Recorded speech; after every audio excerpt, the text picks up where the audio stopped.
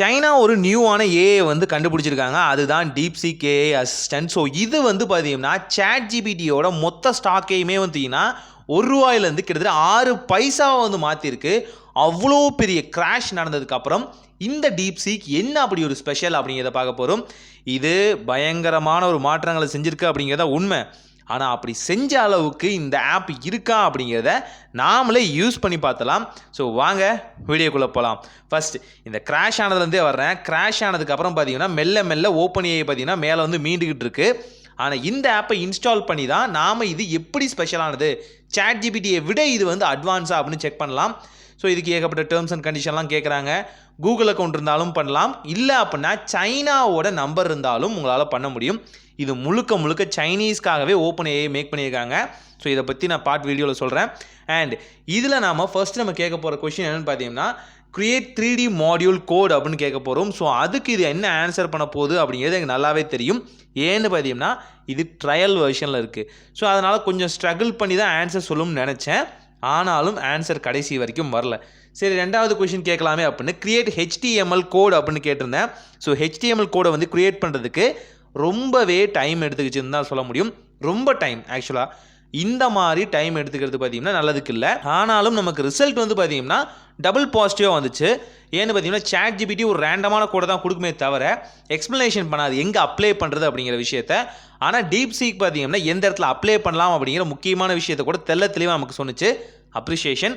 But ரொம்பவே late ஆனிச்சுன்னு சொல்ல முடியும். நான் எல்லாமே ஃபாஸ்ட் ஃபார்வர்ட் பண்ணி தான் உங்களுக்கு காமிச்சிட்டு இருக்கேன்.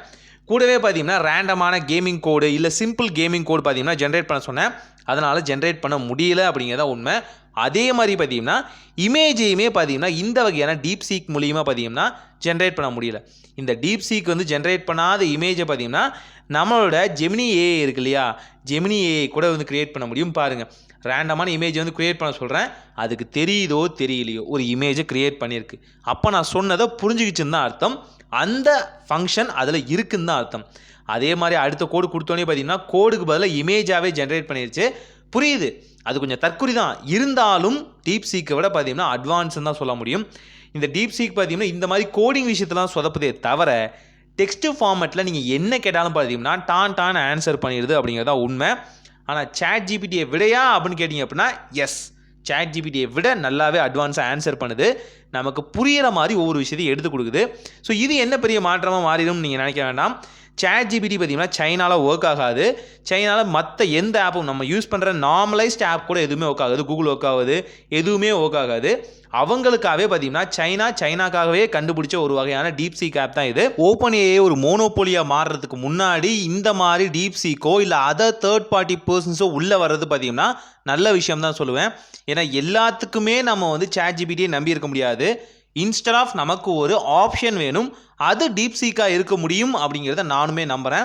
ஸோ பார்க்கலாம். பட் இருந்தாலும் இன்னும் பார்த்தீங்கன்னா அடுத்தடுத்த வர வேர்ஷன்ஸில் பார்த்தீங்கன்னா இதோட டெவலப்மெண்ட் நடந்தால் மட்டும்தான் இதில் இன்னும் மாற்றங்கள். இதுதான் ஃபஸ்ட்டு ஸ்டேஜ். இந்த ஃபஸ்ட்டு ஸ்டேஜ் தாண்டி இன்னும் சில பல மாற்றங்கள் நடந்தால் மட்டும்தான் ஓப்பன் ஏஐ வந்து அவங்களால பீட் பண்ண முடியும். இல்லை அப்படின்னா 10ஓட 11 தான் இந்த டீப்சீக்கும் போய் சேரும் அப்படிங்கிறத என்னோட கருத்தும் கூட. ஸோ இதை பற்றி நீங்கள் என்ன நினைக்கிறீங்க அப்படிங்கிறத கமெண்ட்டில் மறக்காமல் சொல்லுங்கள்.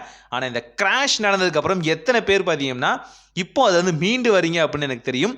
ஸோ முடிஞ்ச அளவுக்கு பார்த்தீங்கன்னா ரிலையபிள் சோர்ஸாக எடுத்தவொடனே எல்லா ஸ்டாக்கையும் ஒரு இடத்துல இன்வெஸ்ட் பண்ணிடாதீங்க.